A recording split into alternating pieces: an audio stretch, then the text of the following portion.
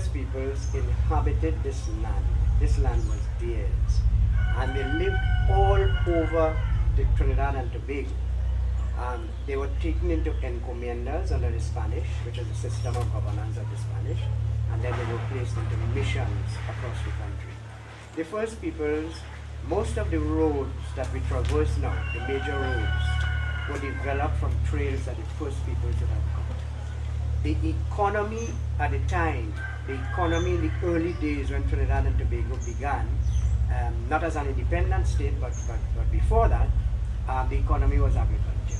And it was the first peoples who contributed to the economy at that time because the mainstay was agriculture, cocoa, coffee, and other citrus and so that were introduced by the Spanish. So they made their contribution.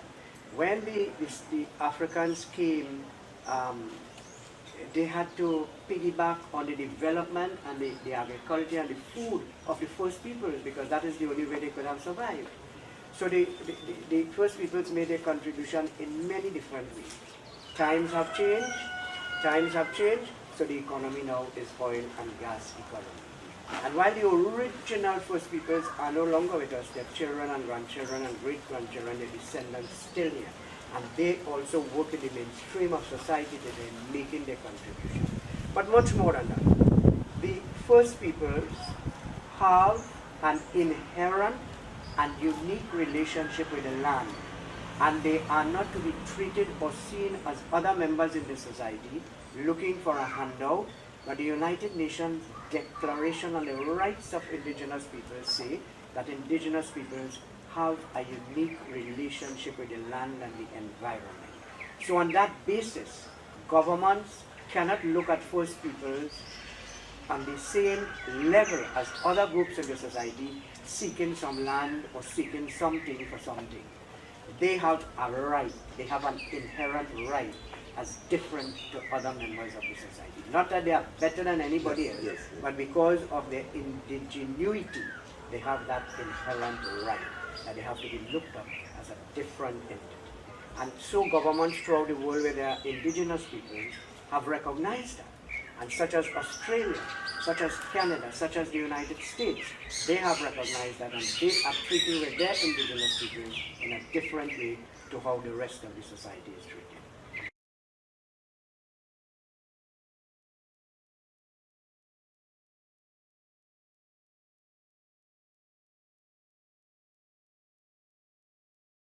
The land that was given is 25 acres, and it was given as a lease. This is another thing that we will query.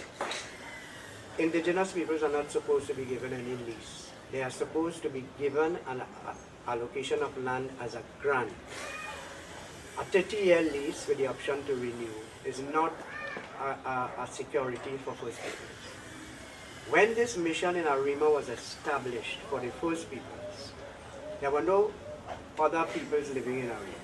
There was an indigenous group scattered all over in the forested areas of Arima known as the Nikuyos. When they brought the mission was established under the Spanish, the mission of Santa Rosa, for the Amerindians. To the tune, the governor at the time gave the church 1,320 acres of land, all in this area, for the Amerindians. And the law states that it was their inalienable right and property, meaning to say that the Amerindians themselves could not sell the land. It was held collectively by the church. Amerindians don't see land as collateral. All right? Today they might be seeing it so because it's security, land is security. But in those days, and still today in some communities, land is held collectively. All right? So that 25 acres was given as a lease. We took it because we were anxious to start something, right? But we are going to ask the government to revisit that because that should be a grant of land. And we are now seeing that the 25 acres, because of some of the situation, because it's at the foot of a mountain, cannot be used for use. It has to stay in its original form. So we are now looking at the land that is bound into that, so that we can acquire that ready for some kind of a development of agriculture and so on. So that is the situation on the land, and we are learning now through research that is going on right now in the community that it was much more than the land number that I give you. By January, we'll have that research completed and we will make it public as to the correct amount. And while we are saying that we don't want back 120 acres of land, some people kill me for that because they say I'm too lenient. But I am practical. And in those days, the numbers that we had, we have much more now. So no one expects the government to look at take 1,320 acres of land for the indigenous community, but certainly 25 acres cannot work. It cannot work. One man in this country have almost 100 acres, all right, and they are foreign. They have come here and they have acquired that through whatever means. And the indigenous peoples have a right to their own space that is not limited by a lease and enough that they can do the type of development that they want to do.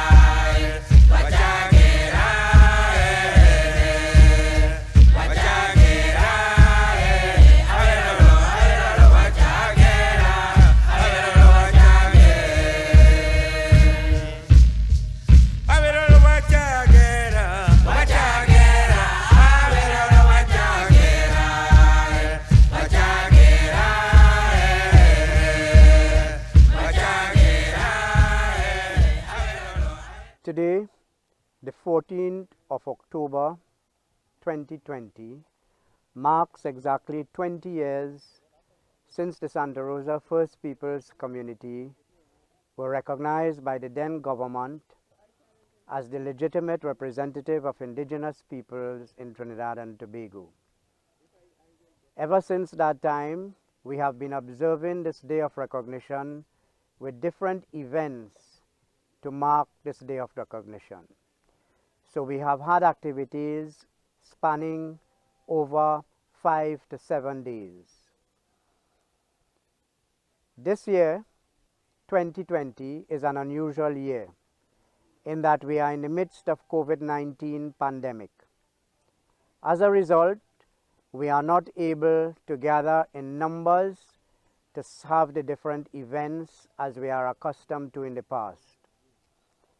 But we are determined to mark this day of recognition with the very same rituals and ceremonies that we have been accustomed to, of course respecting the health protocols with the numbers that are allowed, so that we will have our various activities as doing our rituals at the Red House site, having our water ceremonies, assembling at the monument of High Arima in Arima on this very day of the 14th, and we will carry out our different observances.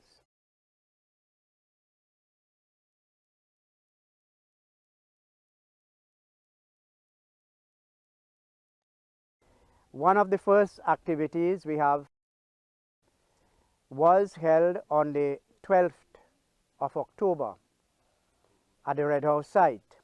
And you may ask why we go to the Red House.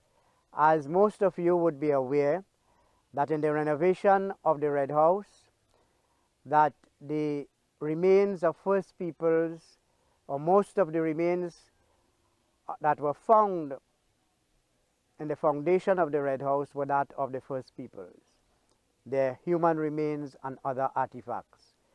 As a result, we lobbied the government, successive governments, to allow us to have the reburial of these human remains on the very site.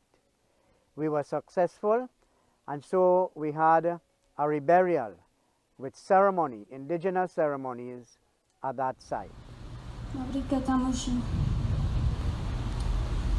Respect is something that is very important. We are taught to respect our elders. We are taught to respect the little ones. We are taught to respect the living. We are taught to respect the dead. We do not worship the dead, but we respect them and honor what they have done in their lives and what they have given us by paving the way for us to come. Oh, Yahweh, Yahweh, Yahweh, Yahweh,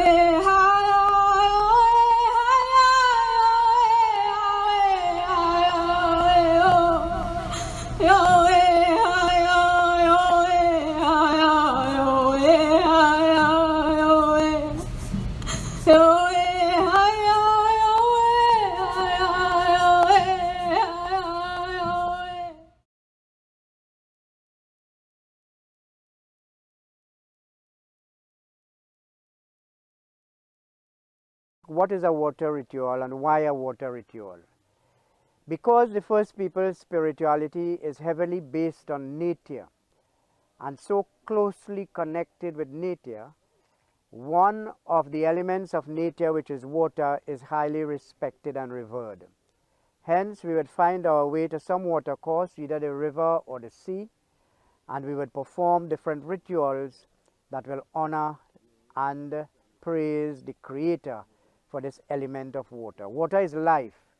We have it within us. Without water, we cannot survive. And so we give the respect to the water. And we also pray for protection from this element of water, because just as it is necessary for our survival, it can be also destructive.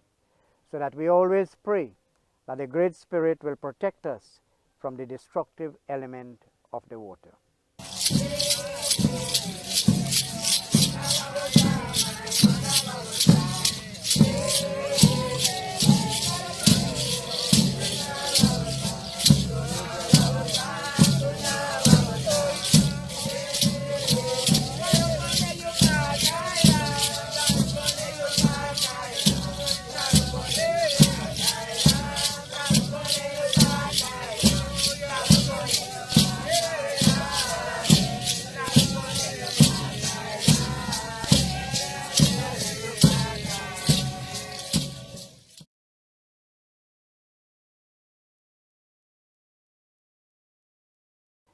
And of course, the major activity for this year is this day, the 14th of October. In the morning at the Hayarima Monument, we would have different ceremonies such as the fire rituals and other songs, indigenous songs and dances in praise of the Great Spirit.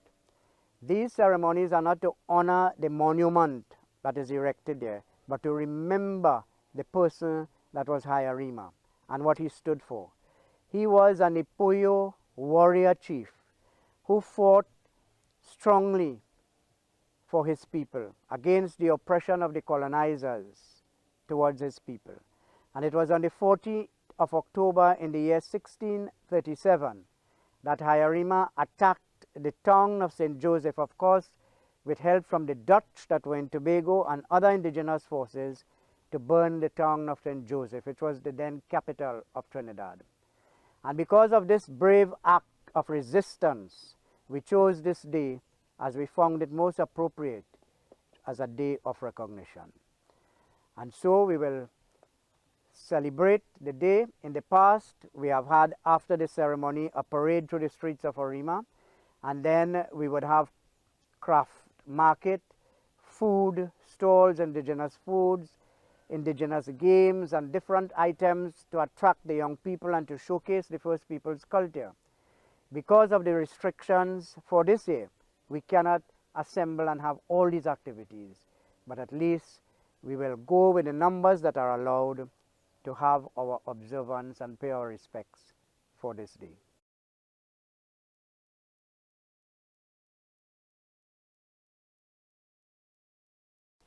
We are on the site of the First People's Heritage Village. Where we are at present is the site that was granted by the government of Trinidad and Tobago for the development of the First People's Heritage Village.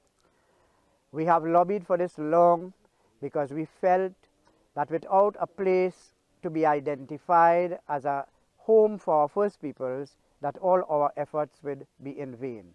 So on this site, it is proposed that many things will happen.